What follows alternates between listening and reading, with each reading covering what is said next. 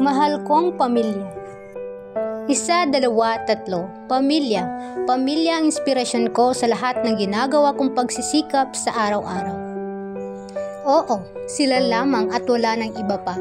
Paulit-ulit man akong madapa, ay hindi iyon dahilan upang ako'y sumuko, sapagkat alam kong nariyan sila upang alalayan ako.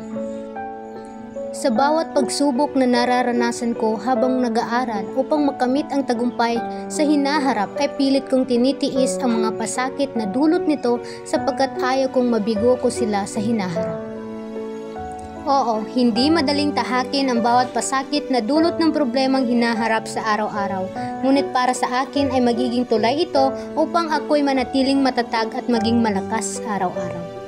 Hindi man ako sigurado kung magiging matagumpay ako sa hinaharap, ang mahalaga'y ginagawa ko ang aking makakaya, mapatunayan ko lamang sa kanila na hindi ako basta-basta sumusuko sa hamon ng buhay.